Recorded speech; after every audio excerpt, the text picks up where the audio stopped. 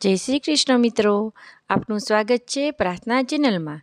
અહીં તમને મળશે જીવનની શાંતિ અને ભક્તિથી ભરપૂર બનાવતા આધ્યાત્મિક વિડીયો।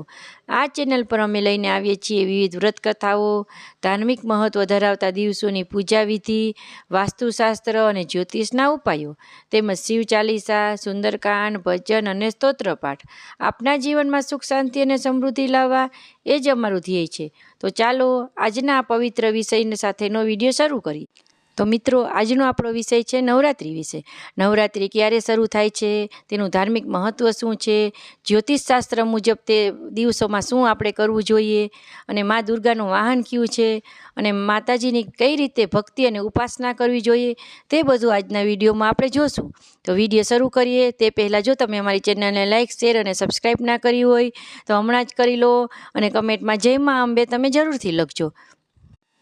તો મિત્રો, આ વર્ષે નવરાત્રિ વિશેષ રહેશે, કારણ કે આ વખતે માત્ર 9 નહીં પણ પૂરા 10 દિવસ સુધી માતાજીની આરાધના થશે। આજે આપણે જાણીશું કે આ નવરાત્રિ 10 દિવસની કેમ છે, અને તેનો ધાર્મિક અને જ્યોતિષથી શું મહત્ત્વ છે, અને મા દુર્ગાના આગમનનું શું સંકેત મળે છે। તો નવરાત્રિની શરૂઆત ક્યારે થાય છે? આ વર્ષે નવરાત્રિનો પ્રારંભ 22મી તારીખથી થઈ રહ્યો છે। સામાન્ય રીતે નવરાત્રિ માત્ર 9 દિવસની હોય છે, પરંતુ આ વર્ષે એક વિશેષ યોગ બન્યો છે। 24મી અને 25મી તારીખે તિથિઓ મળતા એક વધારાનો દિવસ ઉમેરાઈ રહ્યો છે, એટલે જ આ વર્ષે નવરાત્રિ 10 દિવસની રહે છે। હવે ધાર્મિક મહત્ત્વ જાણીએ। નવરાત્રિ 10 દિવસ સુધી ચાલે તે અત્યંત શુભ માનવામાં આવે છે, કારણ કે 10મી તિથિએ વિજયાદશમી તરીકે ઉજવવામાં આવે છે। આ દિવસે ભગવાન રામે રાવણનો સંહાર કર્યો હતો, અને માતા દુર્ગાએ મહિષાસુરનો સંહાર કર્યો હતો। એટલે જો નવરાત્રિ 10 દિવસ ચાલે તો વિજયાદશમીનો તેજ પણ વધે છે। જ્યોતિષશાસ્ત્ર મુજબ શું કહેવામાં આવે છે તે જાણીએ। જ્યોતિષશાસ્ત્રમાં કહેવામાં આવે છે કે નવરાત્રિનો એક દિવસ વધે ત્યારે તે અતિશય શુભ માનવામાં આવે છે। ભક્તો માટે આ દિવસ ખાસ ફળદાયી હોય છે। ધાર્મિક કાર્યો, પૂજા અર્ચના અને વ્રતોનું પરિણામ અનેક ગણું વધે છે। મા દુર્ગાનું વાહન કયું છે આ વર્ષે, તો તે જાણીએ। આ વર્ષે મા દુર્ગા હાથી પર આરોહિત થઈ પૃથ્વી પર આવી રહ્યા છે। શાસ્ત્રોમાં જણાવ્યું છે કે જ્યારે મા હાથી પર આવે છે ત્યારે વરસાદ વધે છે અને પ્રકૃતિ પ્રસન્ન રહે છે।